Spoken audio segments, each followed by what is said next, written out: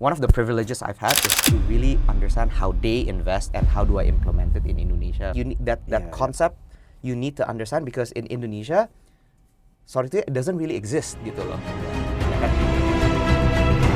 Welcome to the Dragon's Nest. Okay, welcome back guys to the Dragon's Nest. Today we have a special guest, Nicholas Hillman. Thank you bro for coming. Thank you for having me, Mr. Dragon. Oh, Mr. Dragon ya. Dragon Junior. Sebelum kita masuk ke topik hari ini, which we will talk about seputar market, resiko, institutional investors versus retail traders gitu kan.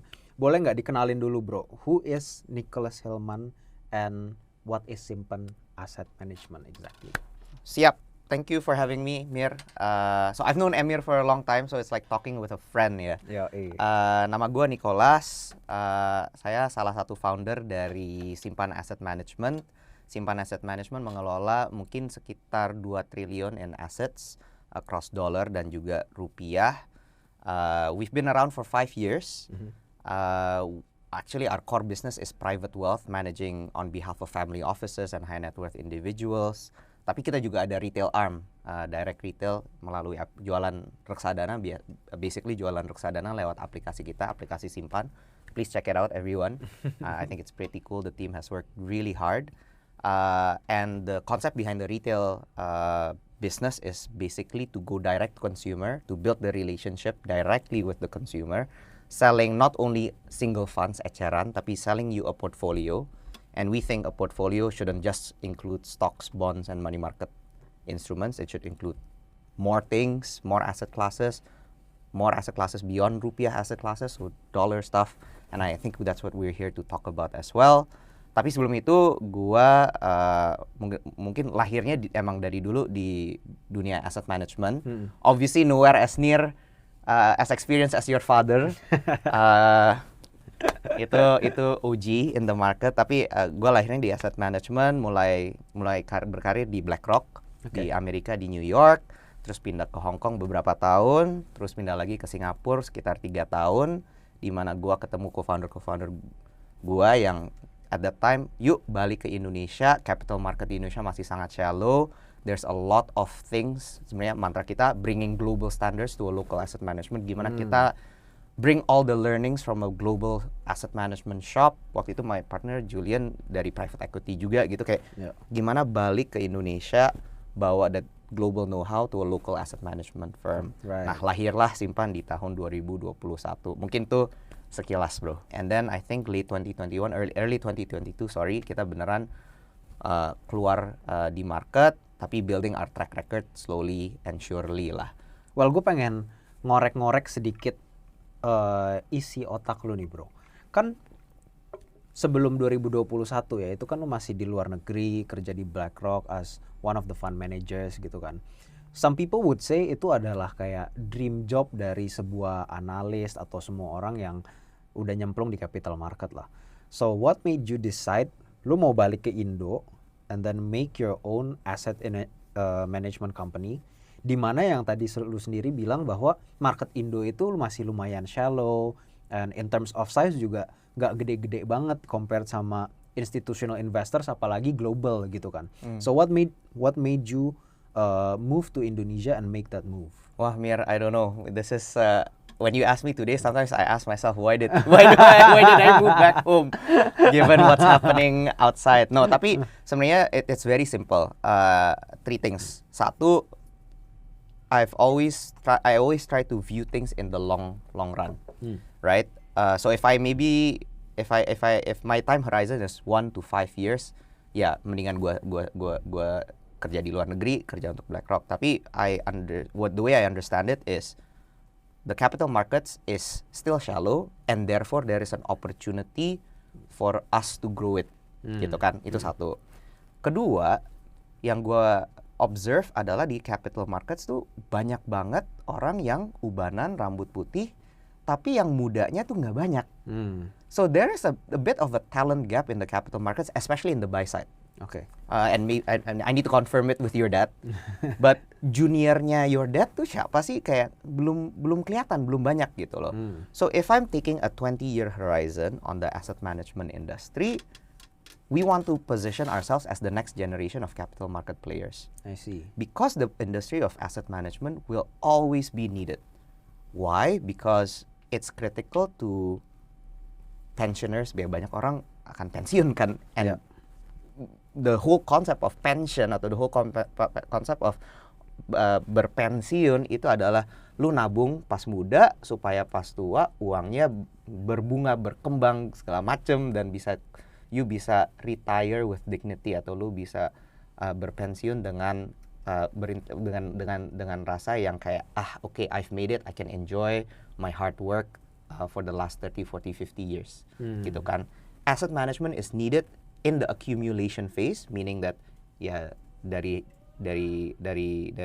uang yang lu simpan setiap bulan dari jaminan hari tua untuk di compound terus, dan juga diperlukan pada decumulation phase pas lu udah di hari pensiun. Itu kan uang lump sum kan.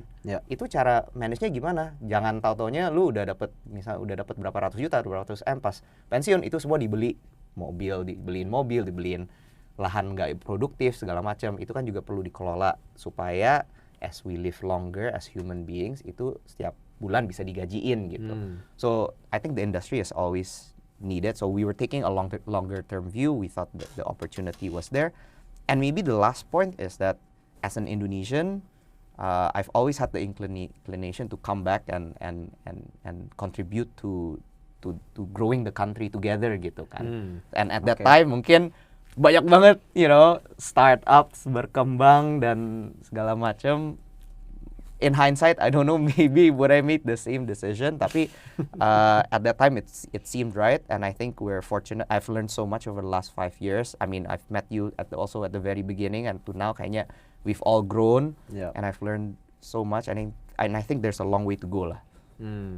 Iya. Well, gue juga pengen nanya-nanya sedikit tentang experience lu di BlackRock and how it translates to how you manage the funds in simpan sekarang. Fair. Ya kan? Okay.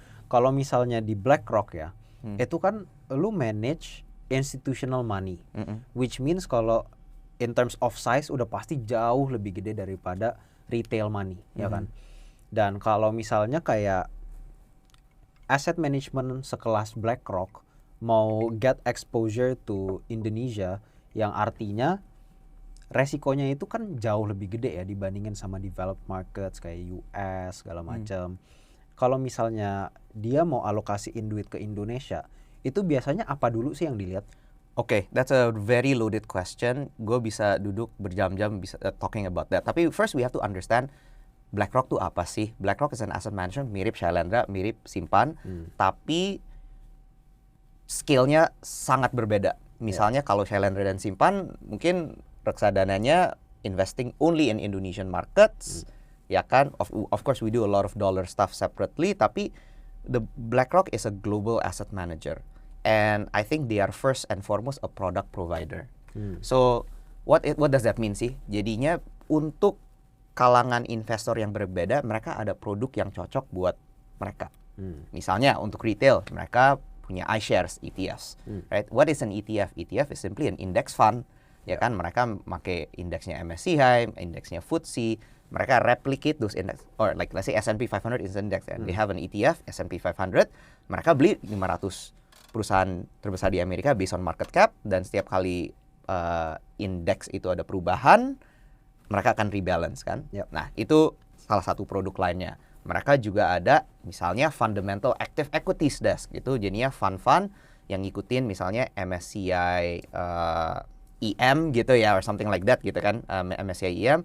Nah dari MSCI EM itu they take more active bets gitu, they overweight and underweight, and they call it active equity management gitu. They also have that on the fixed income side, and then so I'm talking along the risk returns spectrum ya, jadinya mungkin dari yang index tracking all the way to active management, all the way to misalnya alternatives, ya kan, private markets. They have a range of hedge funds, and then on the private market side they have private equity, they have private credit, They have a bunch of things. So they have everything you can imagine under the sun. Jadinya mungkin di BlackRock itu mungkin ada 100-200 fund management teams yang berbeda, yang mungkin viewsnya sangat bertentangan gitu. Dan gue duduk antara fund management team yang berbeda gitu loh. Nah, mungkin if you understand that, then you can apply that to, okay, how does it work when I look at a country, or when BlackRock looks at a country like Indonesia, right? If it's an index tracking fund, ya mereka ngikutin indeks doang kan, ya kayak MSCI Indonesia, they have EIDO gitu kan.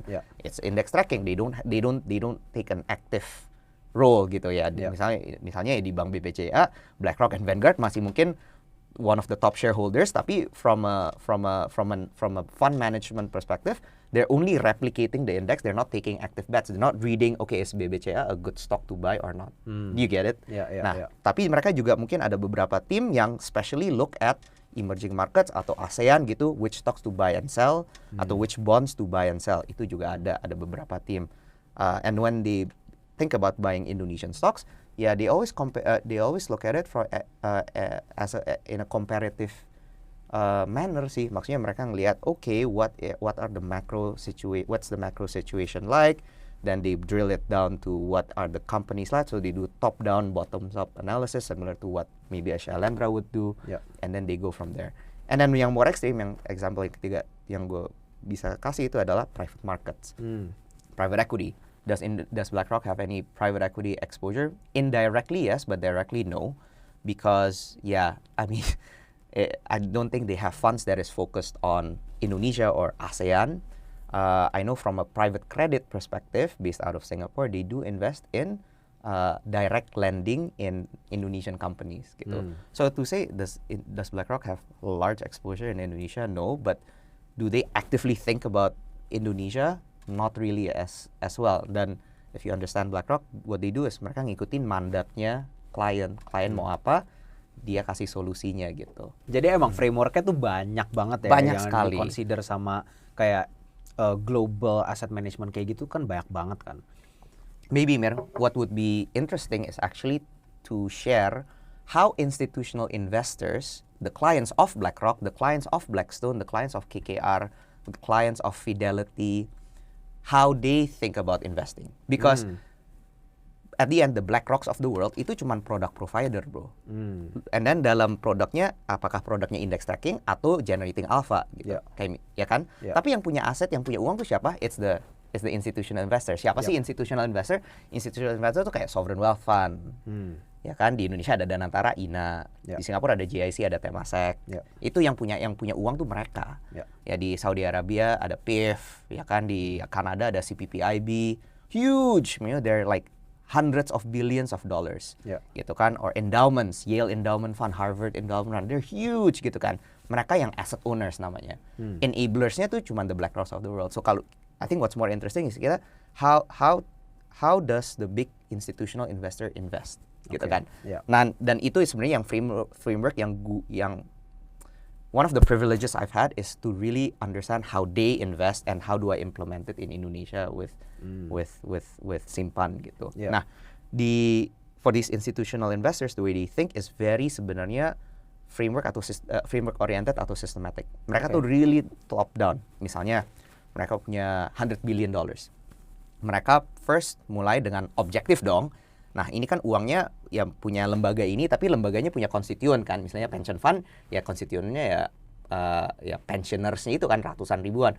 Dan kalau misalnya pensioners itu mereka ada required growth rate untuk reduce the asset liability matching problem. Dan let's say then it's a capital appreciation problem gitu. Or if it's a sovereign wealth fund, it's capital preservation so long as it beats inflation gitu.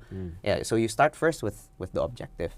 Nah, objektif itu nurun ke risk parameters, requirements segala macam. Misalnya di Malaysia banyak institutional investors harus invest in syariah atau syariah driven mandates gitu. Jadi yang maksud gua tuh nggak boleh invest in alcohol related names, nggak bisa invest in apa namanya, tobacco juga and that's right, akan ada exclusion. So, mulainya pertama dari objektif, nurun dari objektif kita masuk ke portfolio construction yang dimulai dari strategic asset allocation, SAA. I mean everybody knows this kan.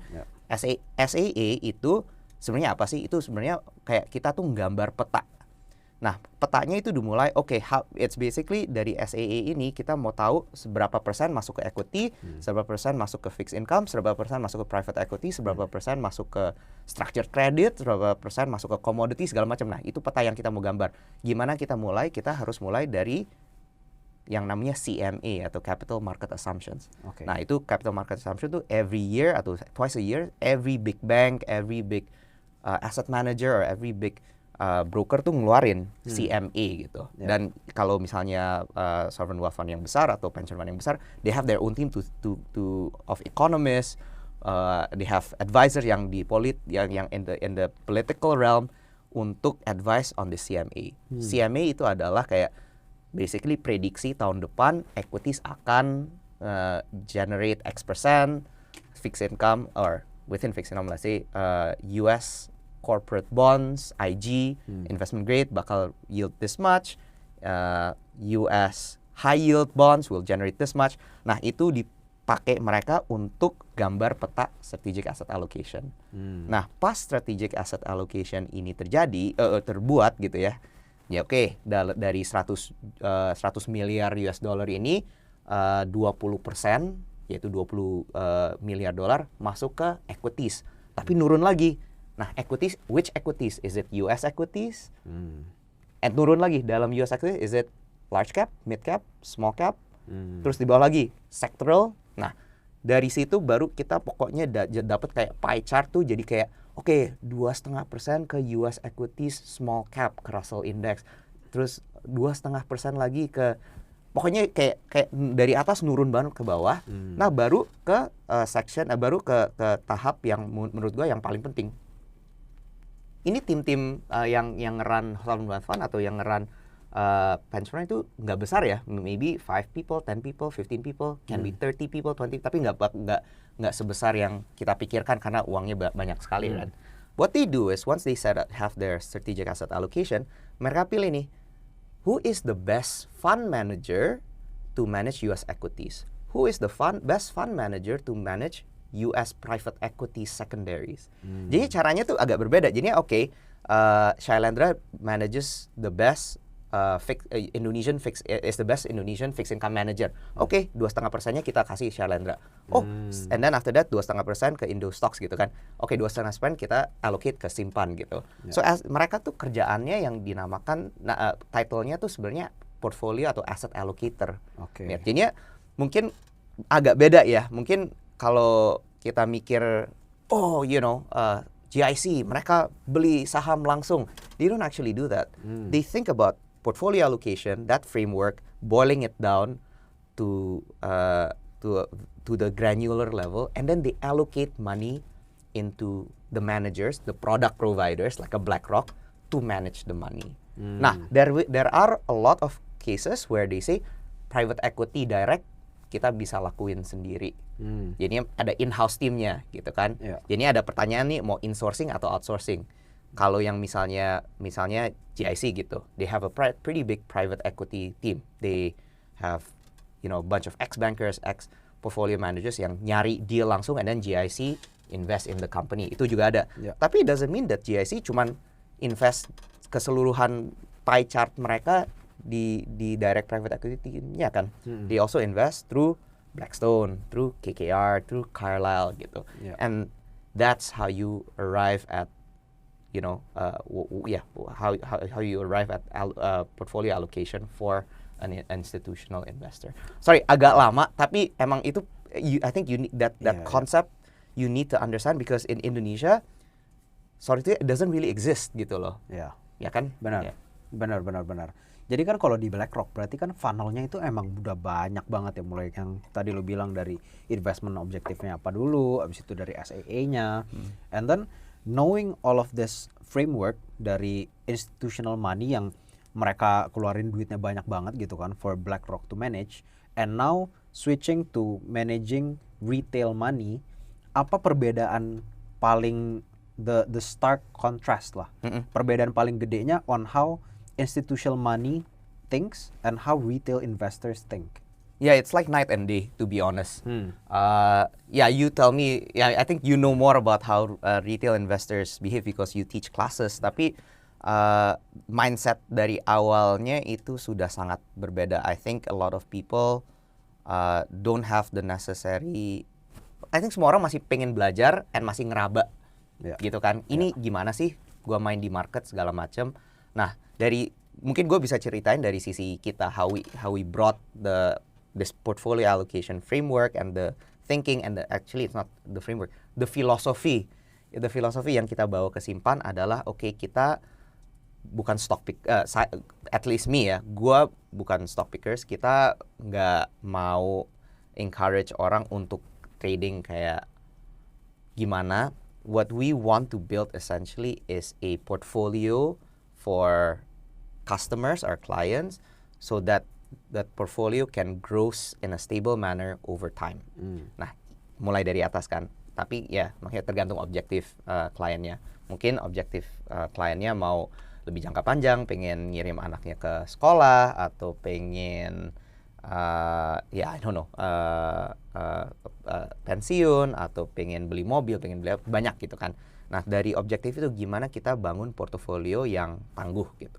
Nah, dari situ ya untuk retail kita ada set of ready SAAs atau ready portfolios yang so far karena limited by regulationnya OJK, kita masukin ke Indonesian stocks, Indonesian bonds, and money markets gitu. Itu mulainya di situ.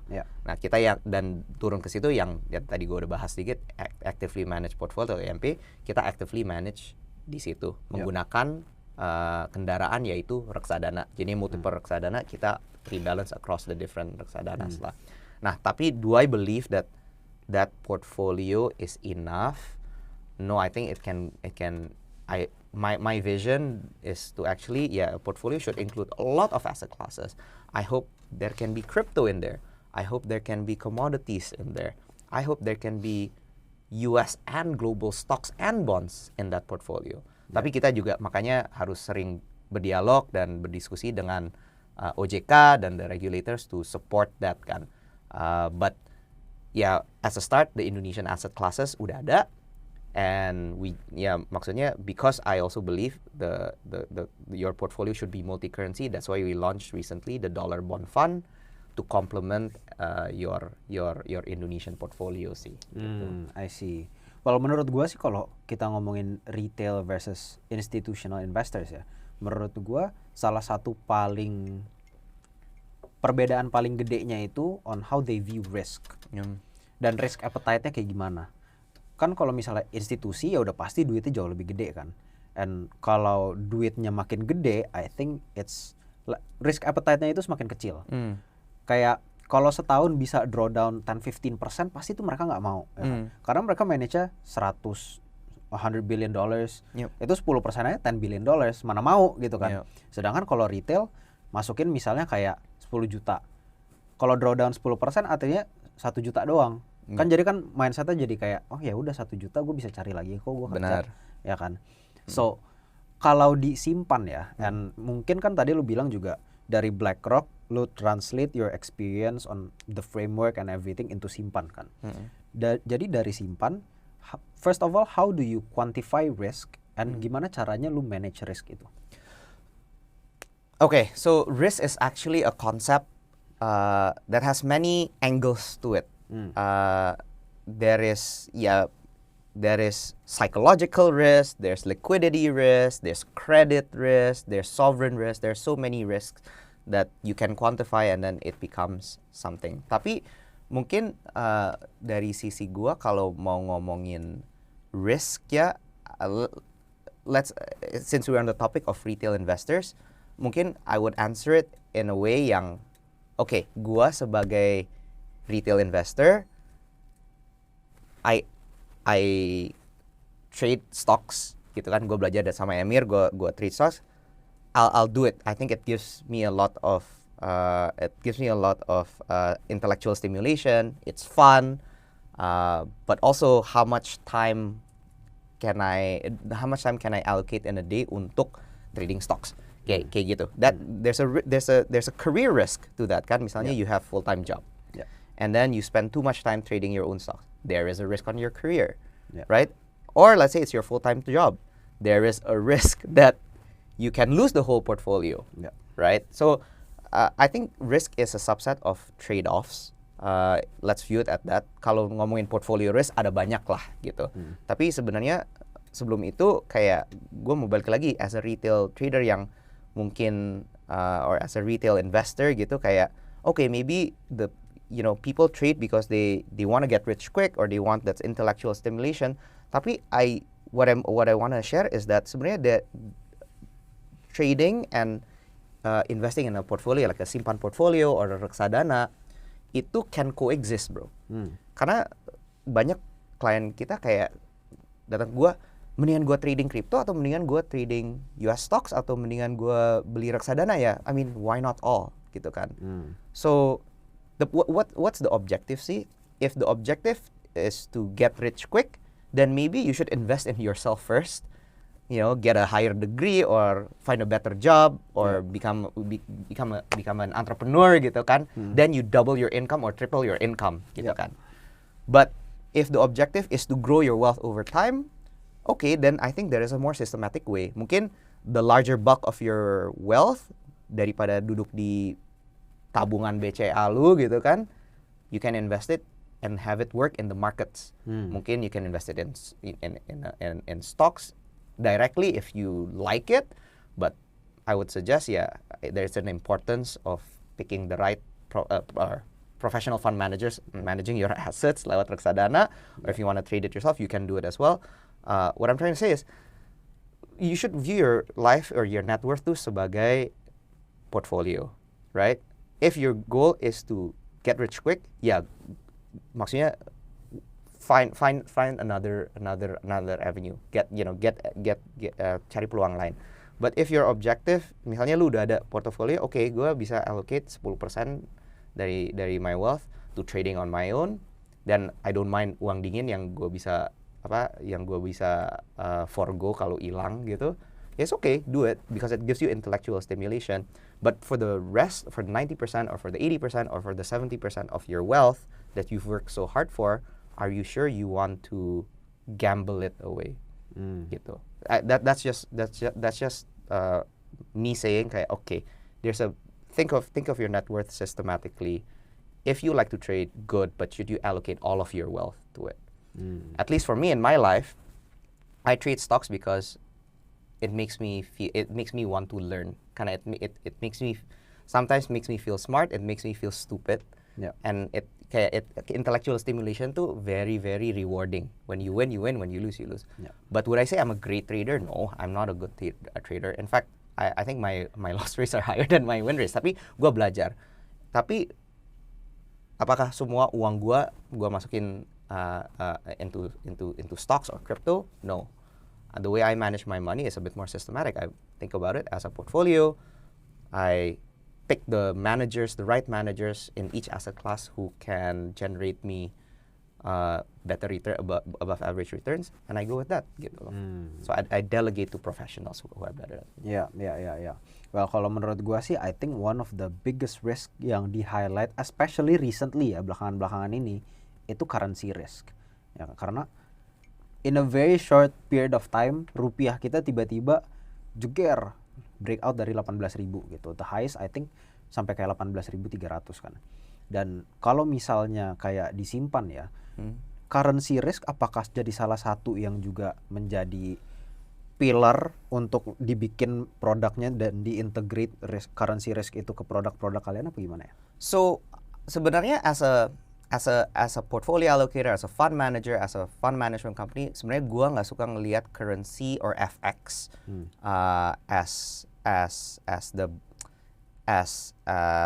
the return determinant atau what impacts performance. What I'm trying to say is sebenarnya FX itu something yang it's very hard to predict lah. There's too many variables to predict where a currency goes. That's why gue salut sama orang yang suka trading FX karena the movement is just too quick. Yeah. But that's why what I try to advise my private wealth or my family office clients, it's always to think about your wealth in a single currency, and it's the settlement currency or in dollar, right? So then when you're investing in Europe, for example, your investments in Europe are viewed in dollars. Your investments in Asia is viewed in dollars. Yeah. Now using that same global mindset where everything is priced in dollars, automatically kalau kita mengelola portofolio di Indonesia and you compare it with the US dollars, kayaknya turun terus gitu kan. Yeah. Especially if you look at where the rupiah has performed over the last, sebenarnya it's not just in the last few months that the rupiah has been depreciating. Actually, the rupiah has been depreciating over the last 20 or 25 years even. Gitu loh. So our currency is actually always going down. Yeah. And that's not a scandal, that's not fraud, it's by design actually. Because if you understand it, kenapa mungkin pertanyaan yang gua mau post on this table is, why is our currency always depreciating? Gitu kan? Well, two reasons. One is that we run what you call a persistent fiscal deficit. Yep. Gitu, we spend more than what we earn, right? And that's normal because we're a developing country, we're an emerging market. Ya kan, we need to grow faster. Gitu, we need to build. A lot of capex. We need to build a lot of infrastructure. We need MBG maybe.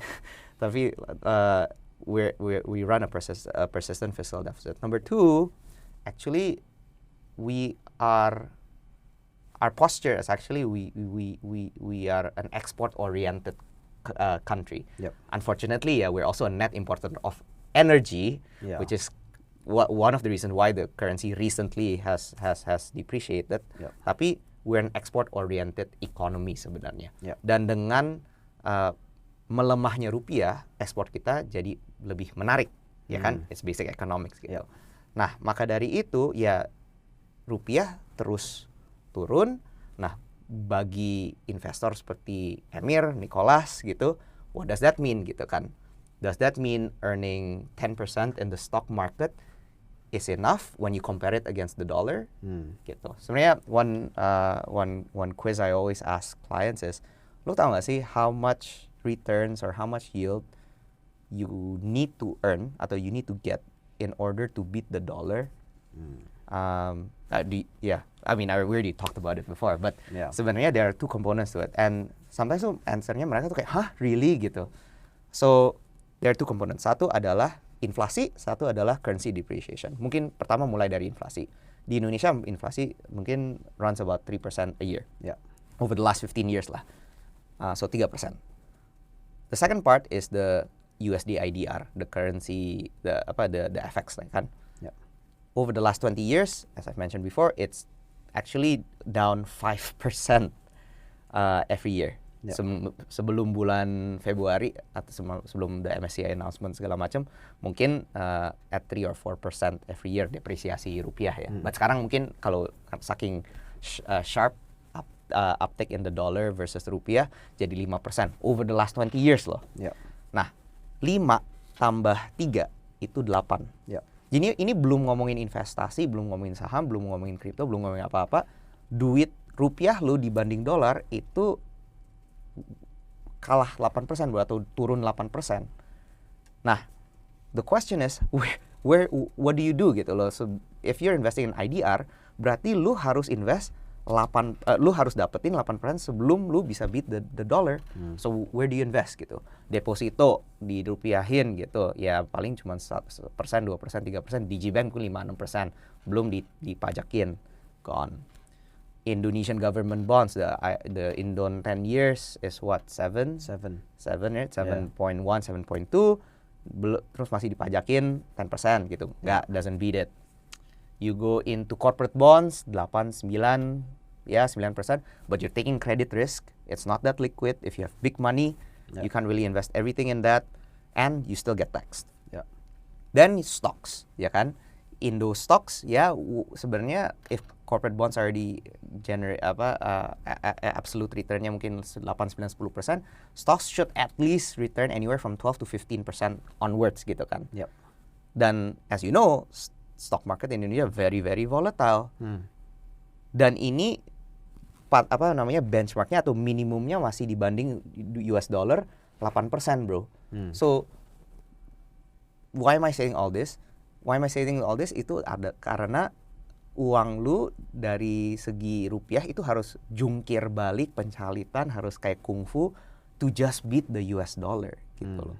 So what does that mean? Balik lagi, what does that mean to your portfolio as a client or portfolio as an investor? Yes, okay, you have your Indonesian assets, but you should also diversify and have dollar or non-IDR exposure. It's not actually about the dollar or anything. It's having non-IDR exposure. I see. Well, gue punya beberapa pertanyaan lagi sebenarnya about the everything, ya kan. Tapi before we get into that, boleh nggak bro, lu jelasin in very simple terms, kenapa kita harus always benchmark our returns in USD, padahal kan rakyat desa nggak pakai dolar kan? That's a good question. That's a really really good question. Well, nggak, sebenarnya salah juga sih, di desa kan pakai dolar semua bro. Kalau pupuk emang priced in rupiah. Pupuk datang dari mana? Fertilizer dari mana bro? Sampai pakai soybeans datang dari mana bro? Everything's priced in dollars. Why should investment returns be priced atau valued in dollars? Yeah. Because the world settlement currency is in dollars. Most things are priced in dollars. The large commodities, a lot of bahan-bahan baku untuk kita produce something, everything is priced in dollars. Exports, a lot of it are valued in dollars. Imports are valued in dollars. So are investment portfolios. Yep. Now, if your fund or if you're an investor that's investing globally, or even kita berdua gitu, kita ada bisnis. Kita punya business unit di Jepang, punya business unit di Malaysia, punya business unit di Filipina, sama kita headquarternya di Indo. What are you gonna price it in? Or even Apple. Yeah, they sell iPhones. Their second largest market is China. Yeah. Do they price their revenues in renminbi? Yes, but after that they need to reconcile for the FX difference. Baru it hits their bottom line. Baru kelihatan in their earnings growth. In the 10Q and 10K kan. So same goes with institutional investing and how the big boys do it and how portfolio management should do it. There should be one neutralized currency to view a portfolio. It's as simple as that sih bro. Iya. Nice. Well, gue pengen balik lagi ke yang tadi lu bilang tentang kita sebenarnya ngomongin real returns kan. Yang tadi lo bilang ada inflation risk and currency risk, which is around 3 to 4% untuk inflation.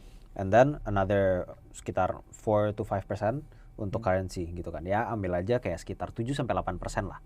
Ya, which means kita harus beat that return kan untuk kita bisa to in actually IDR grow. Terms. Yes, untuk actually grow our assets gitu kan. Jadi pas lo bilang tadi simpan itu bisa generate stable returns, does that mean simpan stable returns-nya itu di atas 7-8%? No. That because it's difficult to do that. Of course, our portfolios have various risk profiles ya. Untuk yang risk profile yang misalnya very low, yang mungkin fungsinya untuk near term requirements, yang horizonnya sangat pendek lah, 1 tahun, 2 tahun, 3 tahun. Yep. And therefore alokasi asetnya kebanyakan bonds and money markets. Yeah, where are bonds trading in the where bonds priced at the 1 year or the 3 year, and where money markets, it's not gonna yield above 7 or 8 gitu kan. Yeah. Mungkin their net returns would range anywhere from 3 to 6%. But of course, in the higher risk profile where there are equities, then with the kicker being equities, then your returns can be higher kan. Yeah. But the reason why I said no itu nggak menjual simpan justru kan, it just shows actually how difficult it is in Indonesian capital markets to generate returns against the dollar, gitu loh. So while we try, while we try, and mungkin for shorter term horizons yang where you need the cash to pay for stuff gitu, and you invest it, misalnya you need to pay for DP apartemen, terus lu invest in reksadana dan you pay it in rupiah, no problem at all. Makanya tapi balik lagi di portfolio ini perlu ada non-IDR diversifikasi ke non-IDR assets, bro. Because again, it's so hard to beat the dollar. Ya kan? And well, maybe to share a little bit, simpan dollar bond fund, reksadana dolar berbasis dolar yang kita baru launch ini isinya semua USD denominated Indonesian government bonds sama Indonesian corporate bonds. Terus maybe banyak yang nanya, kenapa kalian invest in Indonesian government bonds lagi? Kenapa nggak sekalian keluar negeri? Well, you gotta see again what is the available assets out there that are yielding gitu. Selain juga dari sisi regulasi dan dari sisi OJK, of course kita pengen mengedepankan pasar modal Indonesia, dan there are a lot of restrictions on what instruments you can buy around the world. But balik lagi, kalau kita ngelihat, kalau kita cuma invest in US Treasuries, what is it gonna yield, bro? 3, 4, 4.5%? Ya kan? Meanwhile, meanwhile if you look at Indonesian government bonds, it's already yielding 5, 6. So there's a spread between US Treasuries and US Indonesian government bonds gitu loh. And did you know sebenarnya Indonesia is one of the largest issuers of dollar debt or dollar sovereign debt in the world? We're top 5, bro. So it's liquid, it's higher yield, and it's maksudnya sovereign risknya Indonesia lumayan aman, bro. Kita sebagai negara triple B stable credit ratingnya. Unless we all kalau nggak diturunin. Kalau diturunin juga ya maksudnya masih triple B minus, which to be honest is still investment grade. Di dunia kan kredit ini masih investment grade, belum high yield. So unless we all think tomorrow Indonesia will go bankrupt and cannot pay and will default on its bonds, I don't think so. I think fiscally we're still okay.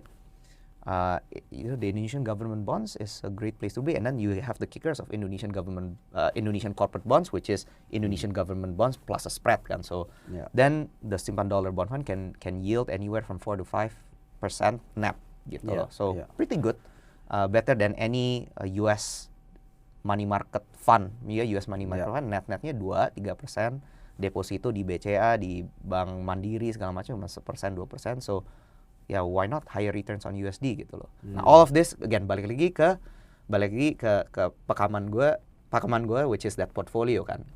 Your portfolio mungkin 100% tadinya di rupiah, kenapa sih nggak 10%, 20%, 30% kita taruh di non-IDR assets gitu loh.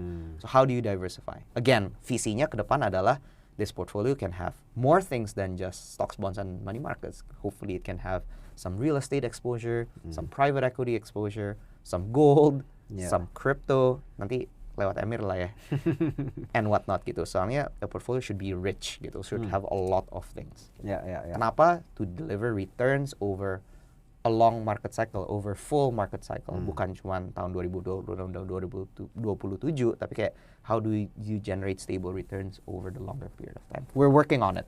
We're not 100% there yet. We're working with what we can and what's in front of us, what's allowed by the regulators, tapi kedepannya emang harapannya ke situ. I see. Menarik banget sih yang tadi lu sempat bilang tentang dollar bond fund, karena kan gue juga baru kepikiran kalau misalnya kita invest in dollar denominated bonds, artinya kan one of the equation is already taken out, yang currency depreciation-nya. Correct. Ya kan, jadi so kita cuman perlu worry about inflation-nya aja berarti. Correct. Cuman kegerus sama inflasi kan. Benar. So kalau misalnya cuman kegerus inflasi, artinya above 3% is already good. Exactly. Ya kan? In which the dollar bond fund yields 4 to 5%. Gitu.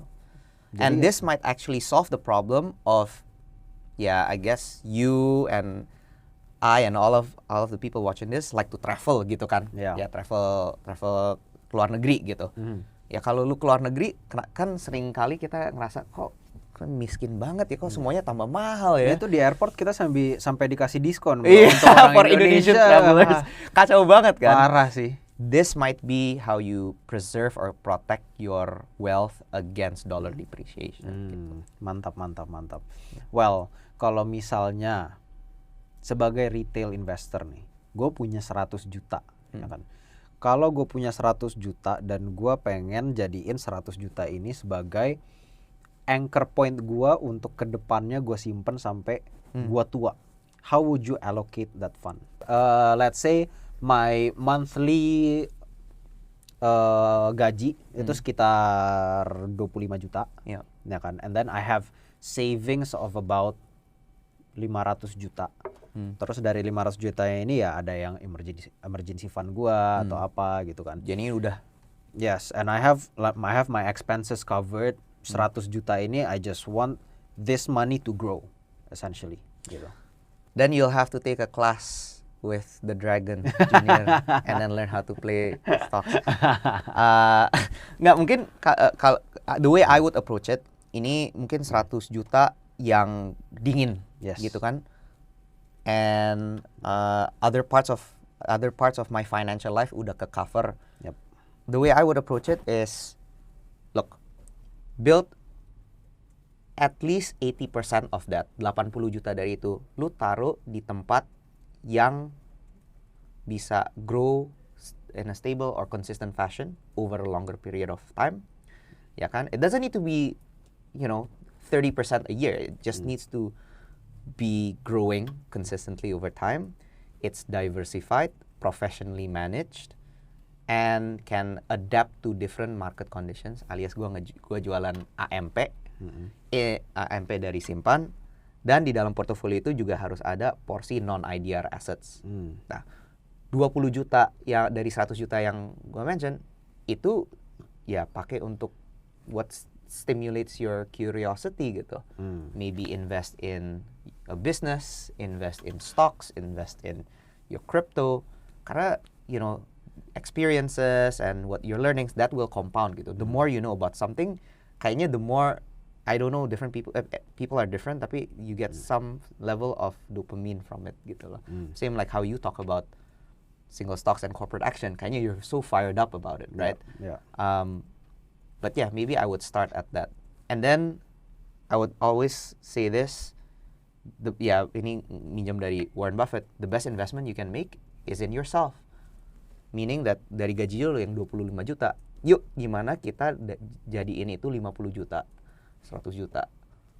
Of course, it may sound really kayak, aduh Nick, lu out of touch banget. But yeah, I mean, if you have 100 million rupiah to play with, yeah, of course you play with that. Tapi the priority shouldn't be to trade that 100 million untuk 100x that. It should, you should focus on yourself, on how you can grow your earnings and grow your savings, baru nurun ke investasi. That is not if you want to make trading your full-time job, ya itu beda lagi. Kalau ya lu mau jadi Emir, ya take Emir's class gitu. Well, to be Is honest, that fair? Sorry. Yeah, of course.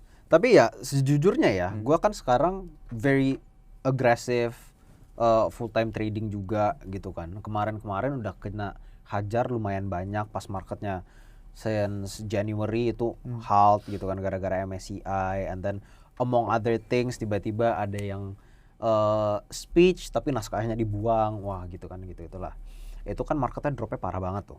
So now dengan portfolio gue yang alhamdulillah grow-nya lumayan gede di 2025, gue tuh baru realize I need some protection as well, ya kan. So and anyway kalau di Indonesia I think semakin gede duit lu, semakin susah untuk generate return. Exactly. Ya kan. So lu nggak selincah gitu ya. Iya, nggak bisa all in kanan kiri kayak belut gitu, enak banget kan.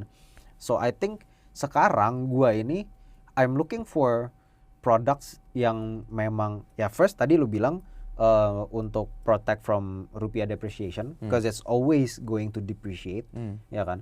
Dan gue jujur tertarik sama dollar bond fund bro, gara-gara lu ngomong kayak gitu. Ayo ya kan. Kita bawa onboarding form gak sih? Jadi kalau misalnya gue pengen beli ini, gue bisa langsung di app-nya aja bisa. Atau gimana tuh? Download Simpan, read more about our dollar bond fund, and you can subscribe through our app. Ditunggu ya. Mantap. Nanti kalau ngelihat AUM spike, Itu gara-gara bos Emir. Itu no minimum ticket size atau apa? There is a minimum of $1,000 for the Okay. first subscription. Terus habis itu next subscription itu $100. Oke. Gitu. $1,000 saya berarti itu bisa di-convert di app-nya atau gimana? So you can transfer in dollars atau the rupiah equivalent in which the currency conversion will be done by the custodian bank. Kita pakai Hana Bank sebagai bank okay. kustodi. Oke. I see. Nanti boleh lah. Gua gas-gas dikit lah. Ayo, bro. Mumpung rupiahnya lagi ya kalian tahu sendiri lah ya rupiah kan. Tapi justru, I mean, the way I see it, ya, I mean, you always need to have non-IDR assets because of the nature of our country. Tapi justru I've never seen the way my investment team and the way I see the Indonesian markets right now. Of course, it's very cheap and bond yields are elevated. It's there for a reason because of all the headlines and all the policy and unpredictability of our current government and cabinet. Tapi I've never seen this level of fear, and I feel that fear can be a really good opportunity sih. I mean, like if you look at the IDR FR gitu, FR 10 tahun, it's at 7.4, 7.5. Yeah. That's crazy, bro. Yeah. And then I mean and it's still going up. and it's going up, and our stock market is trading at COVID levels, bro. Yeah. Everything is cheap gitu. Yeah, again, devil's advocate. Yeah, it's cheap because of what's happening gitu kan, and what's happening is scary gitu kan. Yeah. Tapi again, as investors, gue selalu as an investor, especially as an institutional investor working in my prior job, gue tuh belajar, lu tuh sebagai orang harus inherently optimistic. Kalau enggak, there's no point in investing. If you think the world's gonna end today, why are you investing for the promise of higher earnings, higher returns, higher yield, gitu kan? Yeah. You're investing because you're optimistic. Yeah. Gitu. And that if you're not optimistic as a person, then don't invest gitu loh. Yeah. Right? Yeah, That's the yeah, whole point of investment. Gitu. Yeah. Why are you setting up a cafe? Why misalnya lu mau buka restoran? Why are you opening a restaurant? Karena lu ngelihat, lu optimistic bahwa ada peluang di market bahwa orang mau makan this type of makanan khas Manado gitu di in this area yang mungkin orang belum pernah coba. Right? You're optimistic gitu loh. And I feel that right now, I feel we're coming to a point where everything's too cheap, everybody's pessimistic, but maybe that's where pulangnya mungkin di situ kali ya. I don't know, Mir. What you tell me? What are your people saying? Well, by that logic ya, gue pengen lempar balik pertanyaannya ke lu nih. By that logic, kalau misalnya everything is cheap, but at the same time semua orang juga belum ada appetite gitu dari institutional, dari foreign untuk go back into the Indonesian market aggressively. Yes. Does that mean market psychology itu jauh lebih penting dibandingkan hard data? That's a really good question. I don't know. I think market psychology, I mean, flows are driven by, momentum is driven by flows. Yeah. You're not seeing the flows. I think in the olden days, I think pre-QE gitu kan, fundamentals always win. Yeah. But now, look at where all the fundamental big investors are. I mean, like freaking Schroders it has gotten acquired in Indonesia. Yeah. Schroders Schroders PLC. I mean, the large legacy investment managers, yang active stock pickers, fundamental fundamental driven investors, they're all kind of going out of business because the market dynamics have changed so much. Yeah. ETFs really changed the game, indexing really changed the game, momentum driven names, and maksudnya momentum driven investing really took off. There's so many different styles of investing di mana market psychology is you need to take into account, tapi it's hard to predict. So what can I do as a retail investor? That's the question, right?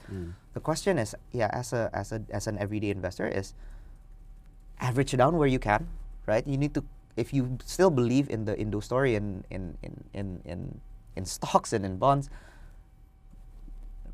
average down, invest in a portfolio and names that you already did the homework on, ya kan? Of course, if you have time, follow the flow. That's why I take Emir's class, gitu kan? Kayak, but also that's why we have this dollar bond fund, gitu. Karena, okay, if I'm not too sure about what's happening in Indo, yuk diversify into maybe non-IDR assets. It'll protect your wealth against what's happening in Indo. It still generates yield. And I think what people always forget is diversification is actually very important gitu. Yeah. Yes, I know it's very important to have a concentrated portfolio of Indonesian stocks and be ultra aggressive, but I come from a school of thought that actually strategic asset allocation, which the byproduct is diversification, explains 90% or 80% of where your returns come from. Ini globally ya. Indonesia doesn't work. If you just buy the whole market, yeah, I think you'd be down over the last 10 years. I mean, you'd be flat lah over the last 10 years gitu kan. MSCI Indo kalau lihat 10 tahun garisnya tuh kayak bab gitu kan, udah nggak ngapa-ngapain. Globally though, that's why Warren Buffett keeps on saying kayak ini in the context of the US, kalau gua bukan Warren Buffett, gua bakal masukin most of my money in an S&P 500 ETF gitu kan. I don't necessarily fully believe in that, tapi kayak that just goes to show sebenarnya kayak strategic asset allocation, having a proper portfolio, and believing in it, and continuing to invest in it will generate you long-term returns. Gitu. I see. Very, very interesting. Well, kita udah banyak banget bro bahas-bahas tentang seputar global markets and various instruments yang bisa kita hajar gitu kan kalau misalnya kita emang pengen view investment as a long term thing, not just cuman pengen nyari jackpot doang gitu kan. But mungkin lo ada nggak one last message to our viewers yang mungkin pengen lu sampein as a simpan asset manager? Waduh, apa ya? Mungkin something that's a bit more relevant to today's market environment is one, stay optimistic. I think it's getting increasingly hard to do so with the noise around you. But stay optimistic in every way you can. Your coping mechanism setiap orang berbeda. Number two, I think it's remember to diversify. In which case, given our topic today, have some non-IDR exposure. Check out Simpan Dollar Bond Fund. It's still invested in Indonesian securities, ya kan? Indonesian government bonds, Indonesian corporate bonds, tapi denominated in dollar. That can help protect your wealth, at least for now. And I think every portfolio should have that level of diversification. So check it out. Interesting. Well, thank you so much Nick for coming. I you, really appreciate your time. Semoga kalian juga belajar banyak dari podcast kita kali ini, and we'll see you in the next episode.